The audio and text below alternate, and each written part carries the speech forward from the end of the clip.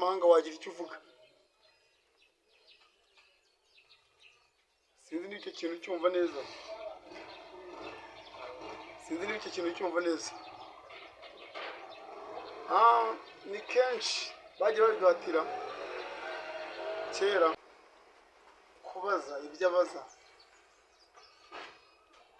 biri over topic, nta hantu bihuriye.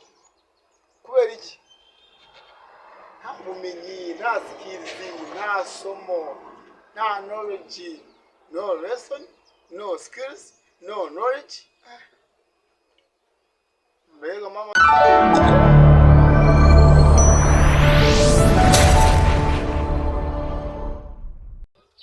WhatsApp Kigali Rwanda, East West, amajyepfo amajyaruguru, iburasirazuba ndetse naho rirengera tubagera mu gihe Kigali.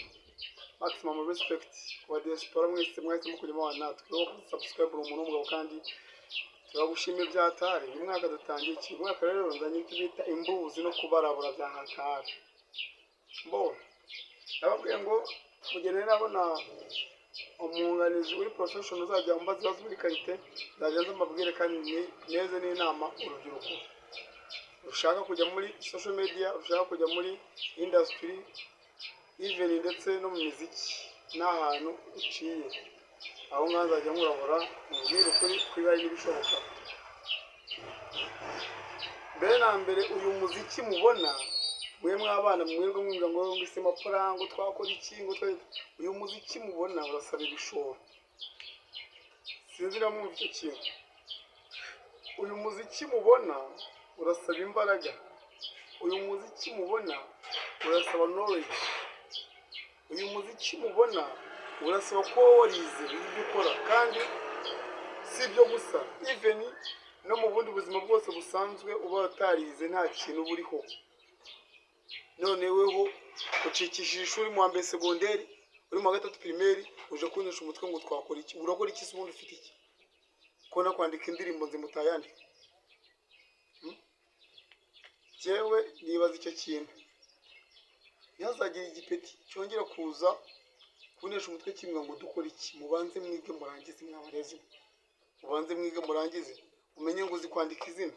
Umenye ngo uwe n'umunyamahanga wagira icyo uvuga. Sinzi niba icyo kintu cyumva neza. Ni kenshi bagiye babiduhatira kera utera imwe utari kabiri. Mwabana mwe mwige kwiga ni byiza tukabikereza. Mwabana mwige kwiga ni byiza tukabikereza. Uyu munsi wa none harabarogereta. Murabigenza mutese ko nikiyede mu minsi iraza bizajya bisaba wize. Bari biringiye kwasa ibiti kwa mu koza imashini za sase muzabigenza muti. Uzayikoresha se udafite akabana kamwe muri cwa.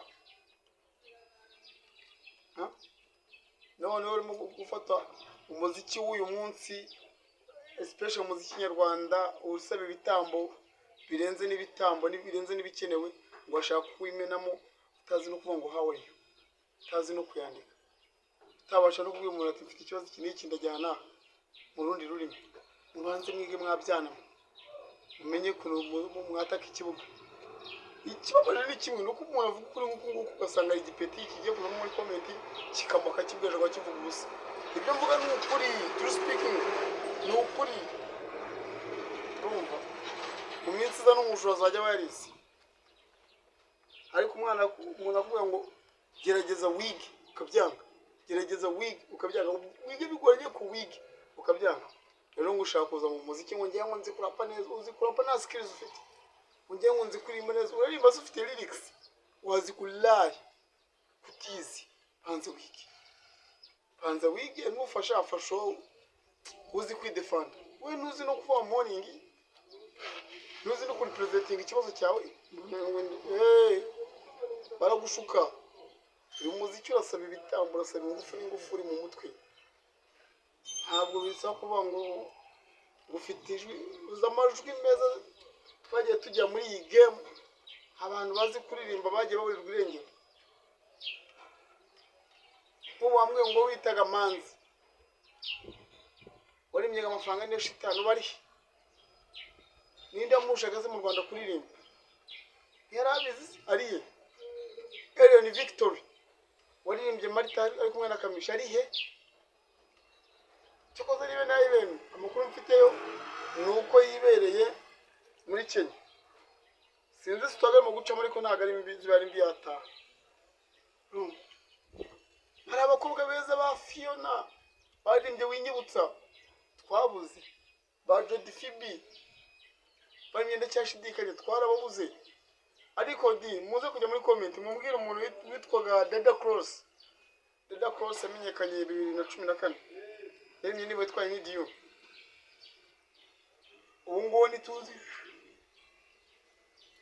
ngo arakeye nituzi ngo abivuyemo ariko cyo navuga ikintu kibi umuziki aho uri kuva aho uri kugera ntabwo woroheje no kuwukora bisaba kuba uri flexible urimo neza apana gupaca icyatsi so we igitekerezo ntabwo ari kimwe banza wige repeti wowe ushaka kuza muri biniga kandi si mu mutwe gusa social media zikeneye kuba ukangutse mu mutwe ubwonko bwawe burimo neza apana kuba ujabagurika cyari ndicanga reba hari nk'umuntu ngo ni umunyamakuru atazi no kwandika titre y'inkuru uyu munyamakuru yize muri groupe fikorere yihe koko yize muri urwunge rw'amashuri kandi yakubwira ko yanarangije kaminuza hasi ko yeminirije mu kabyara bizatugora ko tuzabona abantu tuzasigira ibintu bari seriye bizagorana kabisa mujya mugenda mubanza munarebe no mu bindi bitangazamakuru umuntu niba atazi kwandika titre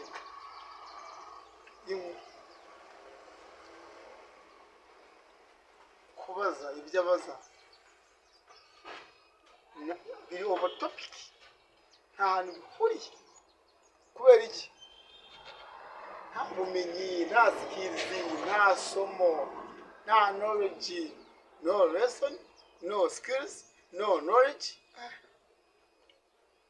mbega mama tuzabiherereza he nge narumi so by the way cameraman ndebe ni minota 10 yageze ntabwo mba nshaka kurambira imbere ya kamera ariko icyo cyo ni kimwe wowe mupeti w'uri mu kwicishwa mu bikaba amagara ngo nese porango twabigenza dute banza umbwire ko wize kumuziki rega nakazi wowe usajya gukora akazi udafitiye impamya rwose banza umbwire ko wize ushoje neza wandika neza ibintu birimo neza uve muri ibyo bintu byo gupfundikanya wize ntibagize ute bizatugora kwambuka imipaka tutarize vrema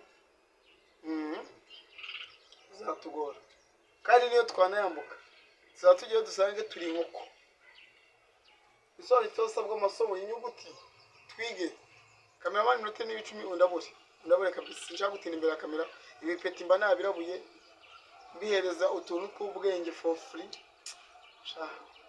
birababaje ariko hari n'abantu rwose mara muri industry ntanaganira nabo rero undi turaganira iki sanga ubwenge bugifunze akantu kibereyemo rwose ari ingufuri gusa so maximum respect ndabakunda ndabemera byatari baza ku mutima wowe bana nanjye wowe ukunda ibyo nkora wowe ukurikira ibiganiro byanjye cyo kugira ibinkorera ubinyereka muri subscribe muri sharing muri comments muri like niba horaho navuze nawe mujye mumbabarira ariko birakwiriye ko tuwitura tugawitura abana batazi wa one birakwiriye kabisa ntacyo mba nicuza kiremereye ndabemera ndabakunda mbahoza ku mutima ibiganiro byo nakagaruka kuri Ola Vibe stay tuned all stay touch twagiye